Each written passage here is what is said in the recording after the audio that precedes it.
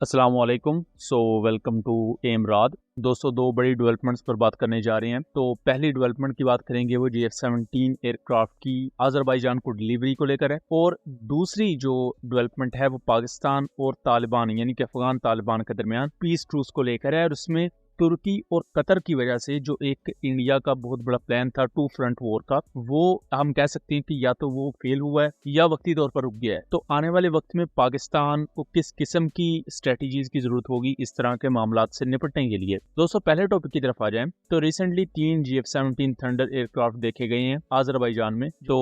एक चीज मैं वाजे कर दूं, शुरू में मैंने बेसिकली वीडियो रिकॉर्ड कर ली थी और उस वक्त यही अपडेट थी कि ये जो 3 GF-17 हैं ये आज़रबाईजान को पाकिस्तान ने डिलीवर किए हैं। बट अब पाकिस्तान एयरफोर्स ने ऑफिशियली इस चीज को अनाउंस किया है कि ये तीनों GF-17 पाकिस्तान एयरफोर्स के हैं और ये इंडस शील्ड अल्फा एक्सरसाइजेस के लिए आज़रबाईजान गए हुए हैं। पाकिस्तान के GF-17 थंडर्स जब आज़रबाईजान के लिए प्रवास भर रहे थे तो इन्होंने IL-78 एयरक्राफ्ट के through air to air refuelling भी की और अब ये आज़रबाईजान लैंड हो चुके हैं। आज़रबाईजान के MiG-29 एयरक्राफ्ट के साथ, आज़रबाईजान के current surface to air missile systems के साथ एक ग्रैंड एक्सरसाइज लॉन्च की जाएगी। और इस एक्सरसाइज का मकसद बेसिकली आज़रबाईजानी पायलट्स को ट्रेनिंग प्रोवाइड करना है एक रियल टाइम सिनेरियो में और एक वॉर लाइक सिचुएशन में उन्हें डालना है ताकि उन्हें GF-17 थंडर की टैक्टिक्स को डेवलप करने का मौका मिल सके। और यहाँ जो GF-17 थंडर्स को, और यहाँ ना सिर्फ पाकिस्तानी पायलट्स GF-17 थंडर्स को उड़ाएंगे बल्कि यहाँ पॉसिबिलिटी है कि आज़रबाईजानी पायलट्स भी GF-17 थंडर्स को उड़ाएं जो कि ऑलरेडी पाकिस्तान में ट्रेनिंग हासिल कर चुके हैं। और इन रिसेंट इंडिया के साथ होने वाली स्क्रमिशेस में पाकिस्तान ने रामबन के एरिया में इंडिया का एक MiG-29 UPG एयरक्राफ्ट भी शॉट डाउन किया था। तो ये भी देखना दिलचस्प होगा कि आज़रबाईजान अपने MiG-29 को पाकिस्तान के GF-17 थंडर्स के खिलाफ किस तरह पिच कर पाएगा, या अभी वो अपने MiG-29 को चूंकि रिटायर नहीं कर रहे तो पाकिस्तान एयरफोर्स MiG-29 की टैक्टिक्स को ज्यादा बेहतर करने के लिए क्या सलाह दे सकती है। अब इसके बाद एक ये भी सवाल खड़ा होता है कि ये अगर पाकिस्तान एयरफोर्स के GF-17 हैं तो आज़रबाईजान के GF-17 कब उन्हें डिलीवर किए जाएंगे। तो इसके बारे में अभी तक मैं आपको ये बता सकता हूँ कि बहुत जल्द डिलीवर कर दिए जाएंगे, बट पाकिस्तान अभी सबसे पहले अपनी GF-17 थंडर्स को प्रोड्यूस करेगा, देन उसके बाद आज़रबाईजानी GF-17 थंडर्स, और ये भी पॉसिबिलिटी है कि आज़रबाईजान के कुछ यूनिट्स बन चुके हों। बट ये देखना दिलचस्प होगा कि डिलीवरी उसकी प्रॉपर बैच की सूरत में कब की जाती है। और यहाँ जो GF-17 थंडर्स एक प्रॉपर ग्रैंड एक्सरसाइज का हिस्सा बन रहे हैं वो इस चीज की तरफ इशारा है कि अब आज़रबाईजान प्रॉपर तौर पर GF-17 थंडर को ऑपरेशनल करने जा रही है अपनी एयरफोर्स में, और उससे पहले GF-17 को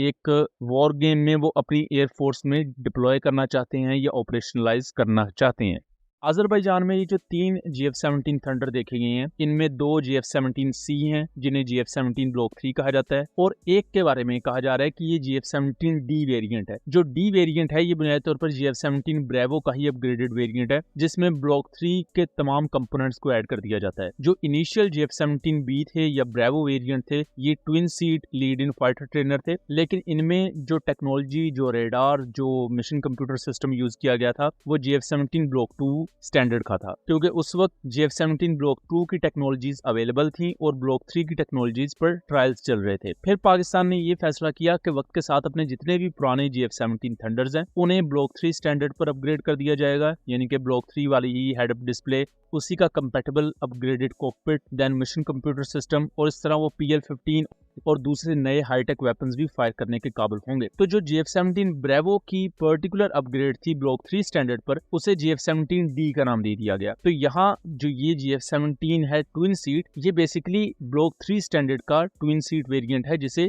GF-17D कहा जाता है। अब दूसरे टॉपिक की तरफ आ जाते हैं। दोस्तों, जब से अफगानिस्तान के फॉरेन मिनिस्टर इंडिया गए तब से ही पाकिस्तान और अफगानिस्तान की झड़पें शुरू हो गई। पहला अटैक जो लॉन्च किया गया अफगानिस्तान की तरफ से वो 11 अक्टूबर को था, देन 14 अक्टूबर की रात को भी अटैक लॉन्च किए गए और ये कंटिन्यूस झड़पें हुई जिसमें दोनों साइड पर नुकसान हुए, लेकिन अफगानिस्तान पर नुकसान बहुत ज्यादा हुए, यानी कि 20 से ज्यादा military bases plus post destroy हुई और उनमें से कई पाकिस्तान ने कैप्चर की, और इसी के साथ साथ मल्टीपल फाइटर्स को भी अपनी जान गंवानी पड़ी, जबकि पाकिस्तानी साइड पर भी सोल्जर्स और सिविलियंस की शहादतें हुई। अब दोहा में पाकिस्तान के डिफेंस मिनिस्टर और एक high rank delegation, Afghanistan Pakistan के डिफेंस मिनिस्टर और उनके डेलीगेशन की मुलाकात हुई है और मीडिएशन यहाँ करवाई है कतर और तुर्किया ने। वैसे शुरू में यही था कि कतर मीडिएशन करवा रहा है, लेकिन जब अब ये पिक्चर्स सामने आई हैं, रिलीज हुई हैं इस दोहा एग्रीमेंट की, तो उसमें वाजे हो चुका है कि टर्किश इंटेलिजेंस चीफ इब्राहिम कलेन भी वहां पर मौजूद थे। तो यहाँ इस सिचुएशन में भी तुर्की ने पाकिस्तान का साथ दिया, जो कि पाकिस्तान और तुर्की की स्ट्रेटेजिक कोऑपरेशन और उसके साथ साथ जो ज्वाइंट इंटेलिजेंस शेयरिंग है उसको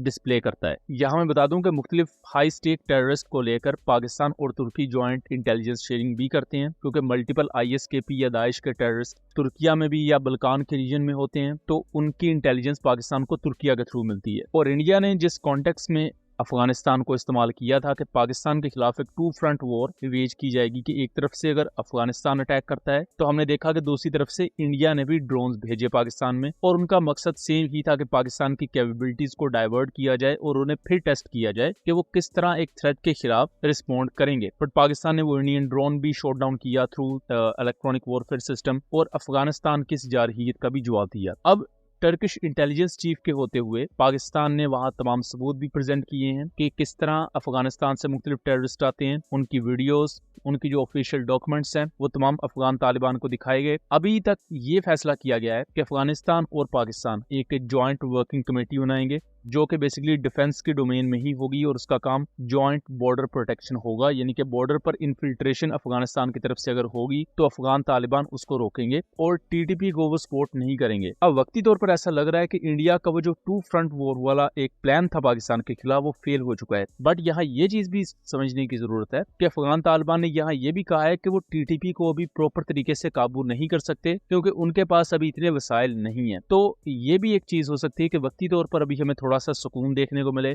बट कुछ अर्सा बाद दोबारा से TTP की तरफ से इन्फिल्ट्रेशन और इस तरह के दूसरे टेरर अटैक्स हों, और उसकी रिटेलिएशन में पाकिस्तान एयर स्ट्राइक से इस तरह के कुछ मेजर्स ले जो कि काफी ज्यादा स्ट्रिक्ट हो सकते हैं। सो यहाँ अफगानिस्तान को ये चीज समझने की जरूरत है कि अब वो 90s के इराक का कोई मलेशिया या मिलिटेंट ऑर्गेनाइजेशन नहीं है, वो एक मुल्क की गवर्नमेंट है, और गवर्नमेंट को गवर्नमेंट की तरह ही बिहेव करना चाहिए अगर वो अपने हमसाया कंट्रीज के साथ रहना चाहते हैं। अगर वो ये कहेंगे कि पाकिस्तान के साथ वो बॉर्डर को नहीं मानते, वो इसको पुश कर देंगे और वो TTP को एज अ लेवरेज यूज करेंगे, तो उससे उल्टा नुकसान अफगानिस्तान का ही होगा, और वो हम रीसेंट क्लैशेस में देख भी चुके हैं। सो दोस्तों, ये था एक एनालिसिस। उम्मीद करता हूँ चीजें क्लियर रही होंगी। वीडियो पसंद आई हो तो इसे ज्यादा से ज्यादा शेयर कीजिएगा, ताकि इस तरह की मजीद इन्फॉर्मेटिव वीडियोस हम आपके लिए लेकर आ सकें। मिलेंगे अगली वीडियो में, तब तक के लिए अल्लाह हाफिज।